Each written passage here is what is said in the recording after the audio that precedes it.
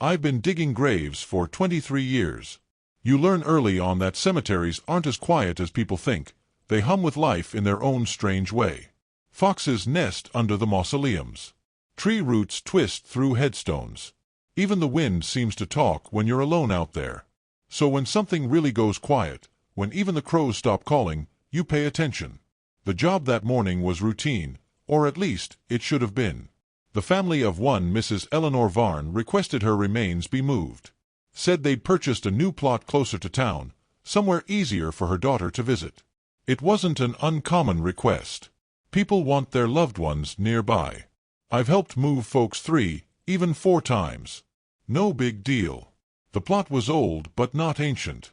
Section 6, Row C, near the edge of the cemetery where the ground slopes down toward the creek bed.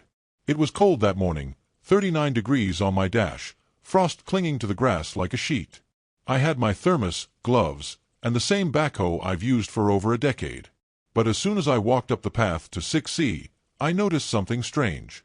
The ground was steaming. At first, I thought it was morning fog clinging low to the earth. But it wasn't that kind of fog. It had direction, curling upward in long, slow wisps. Like breath on a winter morning. And only on that one plot. I crouched down and placed my palm over the dirt. It was warm. Not just warmer than the air, actively warm, like a heating pad left on low. The surrounding ground was normal. Cold, hard, winter soil. But this one grave, it radiated something else. Something wrong. Still, I told myself not to overthink it. Could have been a broken water line. Could have been geothermal pressure, though I'd never seen anything like that in this area. I marked the edges of the grave and brought in the backhoe. The first few scoops were uneventful. Just heavy clay and earth. But once I got down past 4 feet, the soil turned soft. Too soft. It shifted like silt, like sand at the edge of a lake. Wet, unstable, clinging to the shovel. And it smelled. Not like decay or rot. That's normal. This was something else. Metallic, almost sweet, like overripe fruit left in a hot car. By the time I hit the lid of the coffin, I was already uneasy. I hadn't heard a single bird since I started. Not even a crow. And the breeze that had followed me in had disappeared entirely. The air felt held, like the world was holding its breath. The coffin itself wasn't rotted. After 22 years underground, it should have been splintered, warped, half gone. But the wood was pristine. Polished black. The seal looked fresh, as though it had been buried yesterday. Then came the sound. Muffled pounding, 3 knocks. Fast. Urgent. I froze. It came again. Thud, thud, thud. Then scratching. Like fingernails on wood. My breath caught in my throat.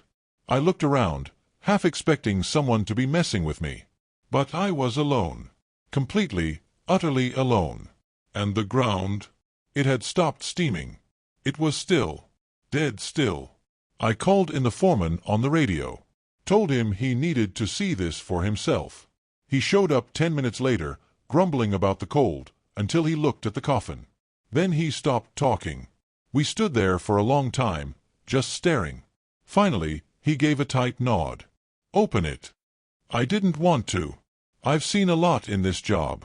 But something in my bones screamed to leave it shut. Still, orders are orders. I loosened the seal and slowly lifted the lid. Just bones. No flesh, no skin, no clothing. Not even a casket lining. Just bare, scattered bones, and a faint impression in the underside of the lid, like a face had once pressed against it from the inside. I wanted to believe it was a coincidence. That maybe the wood had warped. But the outline was perfect. Nose, brow ridge, teeth marks. She had been trying to get out. We reburied her that afternoon in her new plot. The family watched from a distance, polite, quiet, none the wiser. But that night, I couldn't sleep. I dreamt I was underground. Buried. Trapped. My hands raw from scratching. My mouth full of dirt. I screamed until my voice broke. Gasped until there was no more air. My nails clawed at the wood, over and over and over. When I woke, my hands were shaking. My sheets were clean, my door locked. But under my fingernails, packed earth. Real soil. Damp. Cold.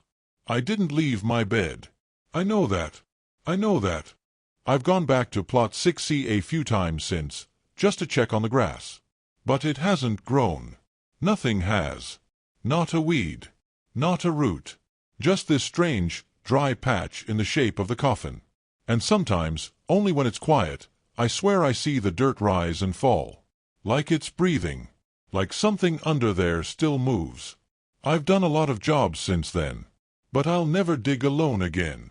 Thank you to all my amazing viewers for joining me in these chilling, emotional journeys.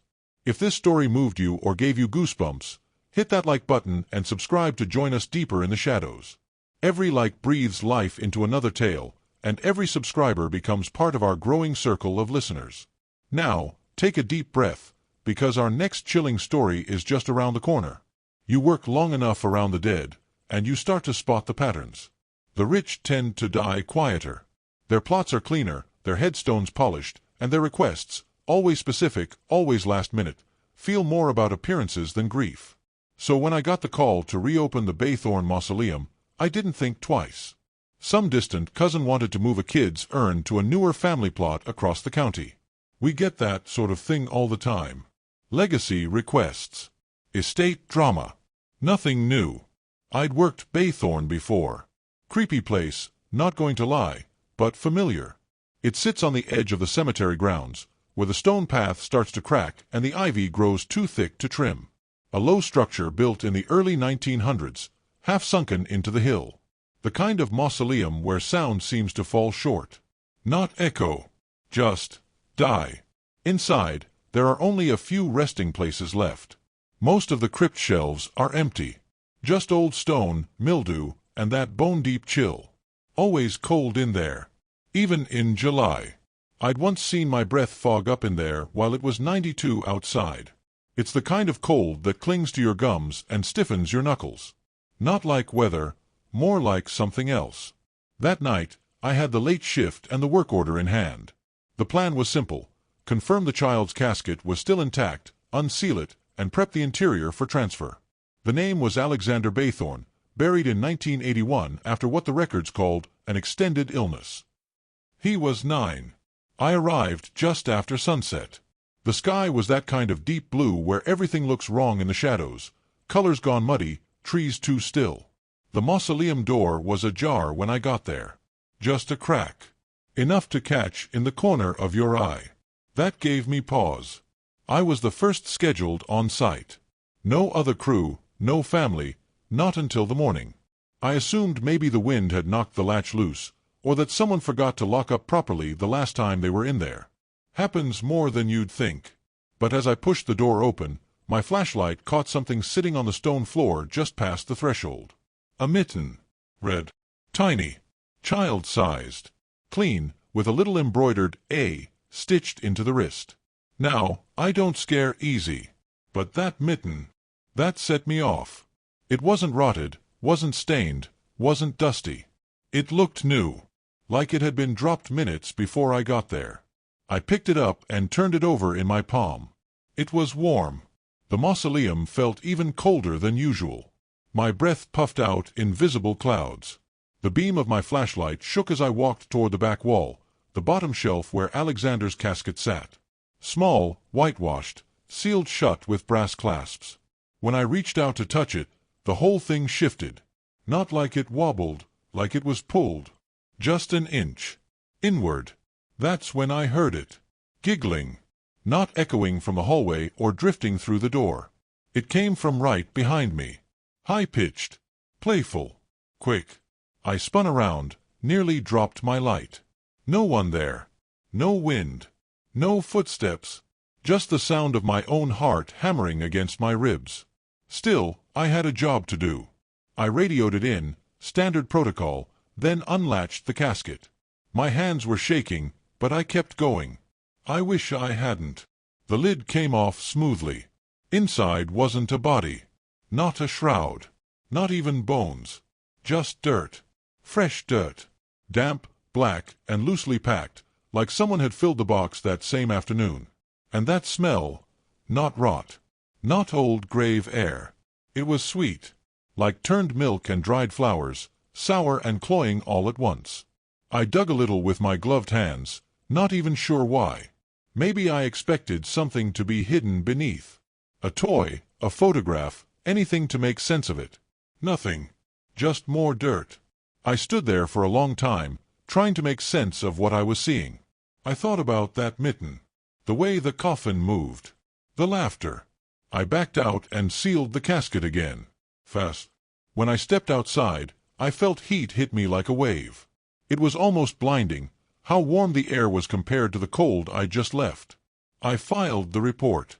The family was notified. And the next day, the cemetery manager sealed the mausoleum door with reinforced concrete. No one was allowed back inside. Officially, they said the structure was unstable, that moisture damage made it unsafe. But I knew better. I still patrol that part of the grounds sometimes. Even now. Even after all these years. And every so often, when I walk the fence near Baythorn, I hear something inside. Footsteps. Soft. Quick. Like a kid running barefoot across the stone. And they always stop, always, the second I turn my head. Dig long enough, and you get to know the land better than most folks ever will. Not just how it looks, but how it feels. Where the ground holds firm. Where it shifts under your boots. Where tree roots coil like rope around buried history. Every patch of earth has its memory, and some of them don't like being touched. The cemetery I was working that day, Shorevale, had always been a bad piece of ground. Built right on top of what used to be a marsh. Nobody thought to check the water table, or maybe they did and just didn't care. Cheap land's cheap land. Every spring, the graves would sink a little. Sometimes headstones tilted like crooked teeth. More than once, we'd have to adjust a casket that got pulled sideways by a tree root or flooded clean out of its vault. So when I got the call to exhume a mismarked burial from 1954, I figured it'd be a muddy pain in the ass, but nothing I hadn't done before. The city had issued the order. No next of kin. Just a paperwork correction. Plot 117B. Unmarked grave. Middle of a sunken row. I went alone. Standard practice for smaller jobs. Took the old work truck, my tools, and enough coffee to get me through the damp morning. The second I stepped onto the plot, I knew it was going to be worse than usual. The ground sagged like a soaked sponge. One step and water pooled around my boots. The air stank, wet rot and something metallic, like old coins left in the rain. I set my gear down and got to work, carving the perimeter with my spade. It only took about 4 feet to hit standing water. Not unusual. It happens when the water table's high. I knelt down, trying to clear some debris from the edges. The shovel clinked against something buried, stone or maybe coffin hardware. I reached in with my gloved hand to brush away silt. That's when I felt it. Something touched me. At first, I thought it was a vine or one of those thick water roots that snake through the marshy corners of the property. But it wasn't rough like a root. It was smooth, soft. I pulled my hand back fast. Waited. Told myself it was in my head. Maybe a fish. Maybe a rat. I've seen worse. I reached back in. Kept brushing. Then I felt it again. Fingers. Slender. Cold. They curled slightly around mine, just enough to feel deliberate. I jerked back and slipped on the mud, landing hard on my side. The water sloshed. I scrambled out of the pit and stared down, heart hammering. A few bubbles rose to the surface. Then nothing. The pit went still again. Brown water. Floating muck. No movement. No body. I grabbed my shovel and leaned over slowly, just to get a closer look. And then something emerged. Not fast. Not violent. Just rising. A hand. Pale, bloated, and strangely long. It came up, wrist first, then elbow, reaching out of the water like it was trying to pull itself from the grave. It didn't claw or flail. It searched. Fingers brushed the dirt at the edge of the pit, feeling their way blindly, almost gently. I didn't wait to see the rest. I grabbed my bag, ran straight to the truck, and didn't look back. I didn't even close the gate when I left. I called it in from the lot outside the supply shed. Told them the water was too high, that we'd need a pump and a second crew. No way I was going back alone. Next morning, I returned with the foreman and 2 other guys. When we reached plot 117B, I stopped dead in my tracks. The ground was untouched. No mud. No open hole. My tools were gone. Shovel, gloves, tarps. All of it. Even my thermos. And the grass. Perfect. Bright green, freshly grown, already spread evenly across the plot. Like no one had ever broken ground there at all. I turned to the foreman, thinking maybe someone had jumped the job overnight. But he was frowning. Said no one had touched it. No crews were out. He'd locked the main shed himself. We even checked the security camera near the road. Nothing. Just static for the 5 hours after I left. Eventually, the city dropped the disinterment order. Said it must have been a clerical error. Plot 117B was left alone. But I know what I felt. I still walk that row on occasion. Usually just to test my gut. And that patch. It still stinks. No matter the season. Not like rot. Not like death. More like something old and wet that's been trapped too long. And every now and then, usually when the nights are especially humid, I'll find prints on my tools when I come in for the morning shift. Damp marks. Finger-shaped. Smearing the shovel handles. Once, on the inside of my glove. No one believes me, of course. They say it's swamp gas. Or my imagination. Or maybe I left my stuff behind and forgot. But I haven't used that same plot marker since. And I never dig there alone anymore. Something was buried under that marsh. Something that didn't want to be found. There are certain graves I remember without looking at a map. Most of the time, the names fade, faces too.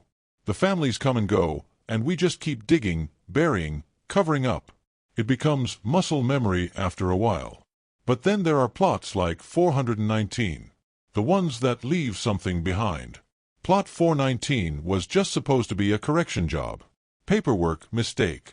Some office intern mismatched the death certificate and plot number, and suddenly there's a body buried under the wrong name. Happens more often than you'd think. My task was simple.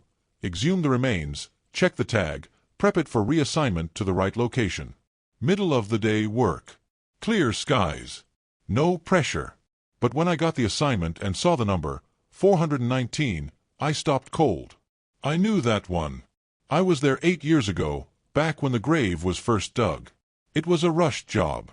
A 3-alarm electrical fire tore through an old boarding house downtown. A mess. Half the structure collapsed, gas leak, wires live for hours.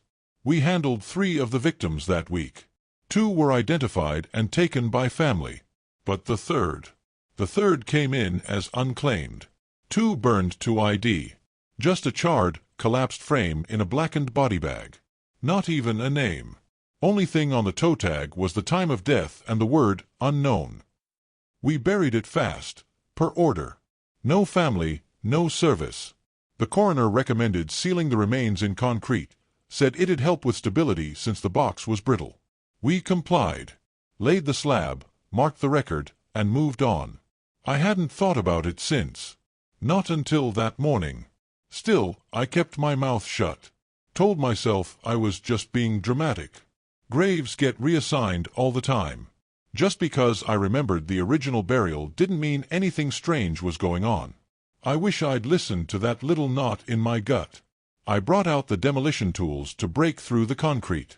Standard stuff, mask, goggles, diamond cutter. The grass around the slab was dead. Not just faded, scorched. Blackened in a perfect rectangle. That caught my attention. Then I put my hand down on the cement.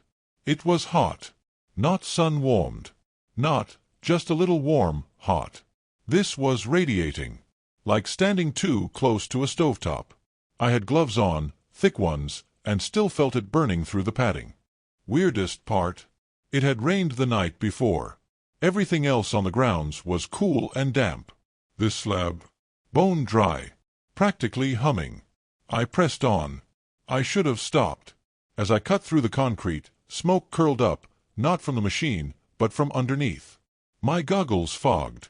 My gloves started to stick to the metal handles of the cutter. I could hear a low hissing, like something boiling below the soil. Then the smell hit, acrid and sharp, like scorched hair and melting plastic. When I finally pried open the box beneath the slab, I hesitated. It felt wrong. I told myself I was just tired, just reacting to the heat and the memory. I'd seen worse. I'd buried worse. So I cracked the lid open. Just an inch. And there they were. Eyes. Wet, wide open, staring straight up. It didn't make sense. There was no body. Just soot and scattered ash, fine as powder. But right in the center, clear as daylight, were two glossy, blinking eyes. Watching. I didn't move. I couldn't. For a second, I couldn't even breathe.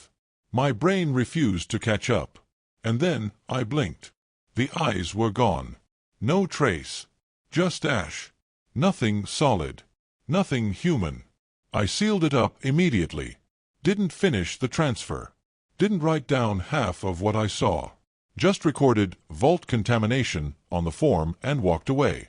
The cemetery filed it under a void transfer. Plot 419 was left alone.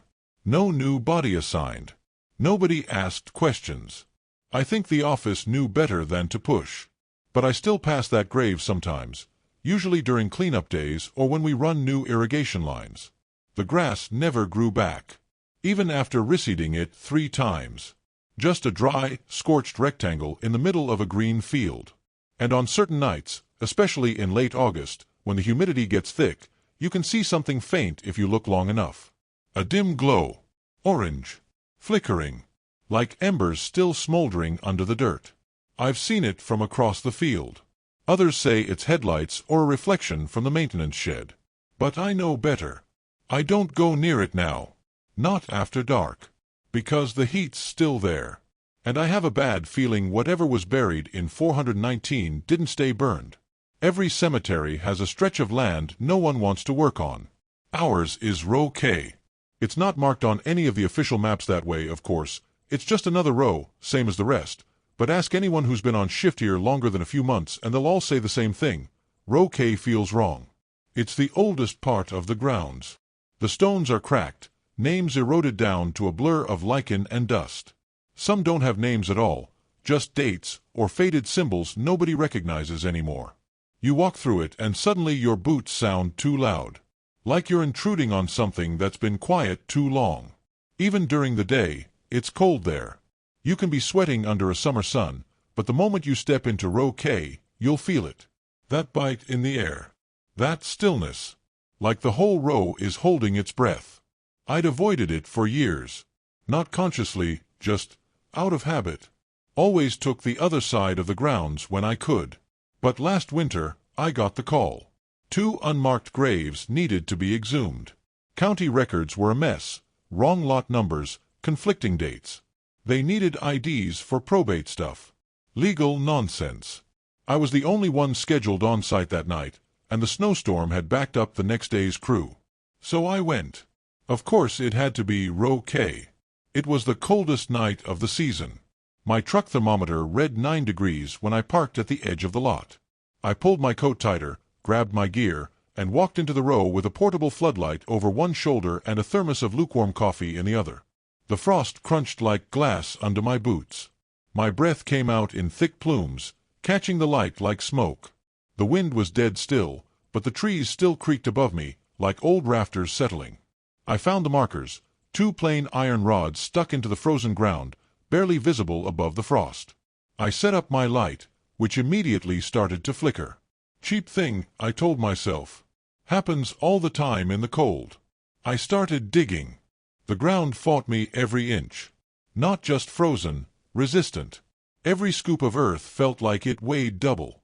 My spade rang out dull against the soil, echoing back louder than it should have. And then, about 2 feet down, I heard it. Whispers. Soft. Slippery. Like breath moving just past my ear. But they weren't coming from behind me. They were coming from below. At first I froze. Thought maybe I was imagining things. Just the wind moving weirdly.